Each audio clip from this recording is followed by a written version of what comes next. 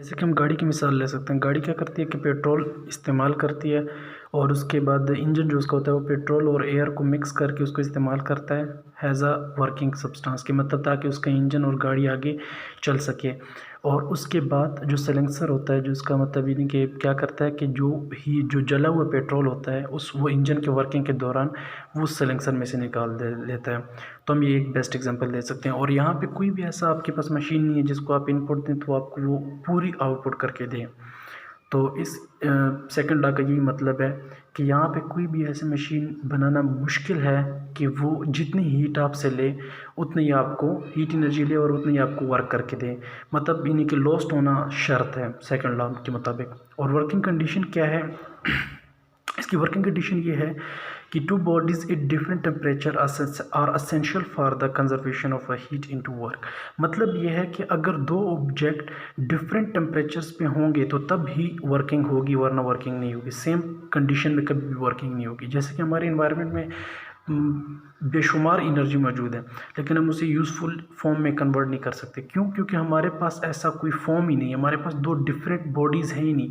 यहाँ पे सब कुछ सबकी एनर्जी इक्वल है क्योंकि हमने थर्मल इक्विलिब्रियम में पढ़ा था कि हर एक चीज़ की एनर्जी क्या हो जाती है इन्वायरमेंट के साथ सेम हो जाती है। एग्जाम्पल के तौर पे पेट्रोल इंजन जो गाड़ियाँ पेट्रोल से चलती हैं उनके जो इंजन होते हैं वो तकरीबन रफली 25% जो एनर्जी होती है अवेलेबल हीट एनर्जी होती है उसको इस्तेमाल करके आपको काम करके देती है। बाकी 75% लॉस हो जाता है। वो कैसे लॉस होता है? वो वर्किंग के दौरान लॉस हो जाता है। और जो डीजल इंजन है वो 35% और ये 40% तक एफिशिएंट होता है। मतलब वो आपको जितनी अवेलेबल हीट होगी एनर्जी होगी उसको काम में कन्वर्ट करके देगा सिर्फ 25%, 35% या 40%, 60% टू 65% आपकी एनर्जी लॉस होगी ड्यूरिंग वर्क डन।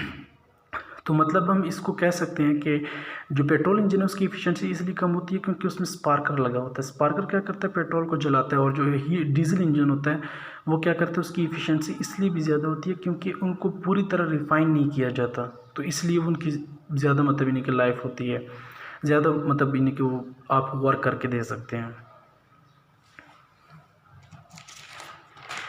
हम सेकंड लॉ को बेसिकली पोल्यूशन का ज़िम्मेदार भी कह सकते हैं। पोल्यूशन की वजह भी है। क्यों? क्योंकि जो आपको अगर 25% एक गाड़ी काम करके दे रही है तो उसमें जो 75% है वो तो लॉस हो रहा है। लॉस होकर कहाँ जा रहा है? वो हमारे माहौल में जा रहा है और पॉल्यूशन का ज़रिया बन रहा है।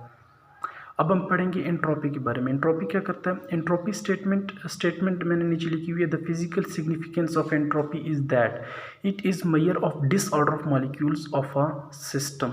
Change in entropy is denoted by del S. मतलब किसी भी सिस्टम में कितना डिसऑर्डर है मतलब ये कि वो कितनी एनर्जी या पार्टिकल्स अपने लॉस कर रहा है काम करते वक्त। जैसा कि मैं आपको एग्जांपल दी है कि आप एक पेट्रोल इंजन की एग्जांपल लें तो वो जितनी एनर्जी लॉस करेगा उतनी ही उसकी एंट्रोपी बढ़ेगी। तो एंट्रोपी का फार्मूला आपके पास गिवन है।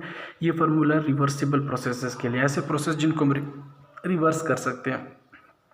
साइन कन्वेंशन में the change in entropy is positive when heat is added to a system. जब आप सिस्टम में एनर्जी ऐड करेंगे, ठीक है, मतलब यानी कि एंट्रोपी तब पॉजिटिव होगी।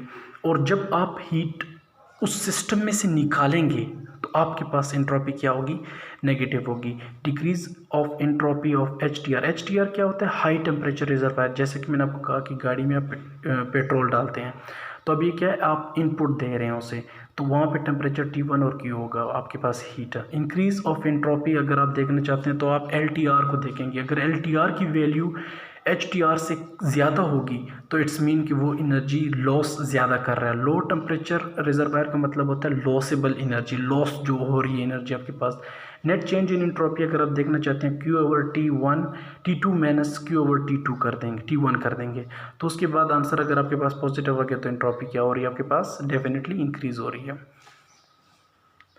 और फिर एंट्रोपी में दूसरा एक चीज़ देखी जाती है डिग्रेडेशन ऑफ एनर्जी या हीट डेथ किसे कहते हैं।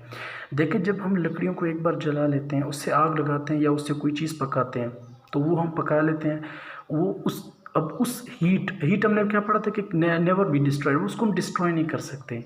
तो वो जो हीट होती है वो हमारे इन्वायरमेंट में शामिल हो जाती है, ख़त्म नहीं होती लेकिन हमारे इन्वायरमेंट के टेम्परेचर के बराबर हो जाती है, जिसको हम दोबारा इस्तेमाल नहीं कर सकते। तो इस वजह से हमारे पास यूज़लेस ऐसी एनर्जी जिसको हम दोबारा इस्तेमाल ना कर सकते वो बढ़ रही हैं। इससे हम हीट डेथ भी कहते हैं, डिग्रेडेशन ऑफ एनर्जी भी कहते हैं। मतलब हमारे पास एनर्जी इसलिए ख़त्म हो रही है। और हमें न्यू एनर्जी सोर्सेज क्यों ज़रूरत पड़ती हैं? इसलिए पड़ रही हैं क्योंकि एंट्रोपी की वजह से जो यूज़लेस एनर्जी हमारे पास जिसको हम दोबारा इस्तेमाल नहीं कर सकते वो जो बढ़ रही है, इस वजह से हमें न्यू एनर्जी सोर्सेज की लिए ज़रूरत है जिससे हम न्यू एनर्जी हासिल कर सकें। एनर्जी ख़त्म नहीं होती लेकिन यूज़लेस शक्ल में चली जाती है। टाइम एरो क्या होता है? टाइम एरो ये होता है कि वक्त के साथ साथ अगर किसी ऑब्जेक्ट या सिस्टम की जो मॉलिक्यूल्स हैं वो डिसऑर्डर बढ़ रहे हैं, डिसऑर्डरेशन उसकी बढ़ रही है, मतलब वो ज़्यादा एनर्जी लॉस कर रहे हैं, ठीक है, तो उसे हम टाइम एरो भी कहते हैं कि वक्त के साथ साथ किसी भी मॉलिक्यूल्स के डिसऑर्डर का बढ़ना। ये सारा कुछ एंट्रोपी के बारे में था। एंट्रोपी के बारे में सबसे अहम बात यह है कि ये हमारे एनवायरनमेंट में पोल्यूशन को मैयर करता है, मतलब बढ़ा रहा है। कैसे? जैसे उसमें यूज़लेस एनर्जी शामिल हो रही है।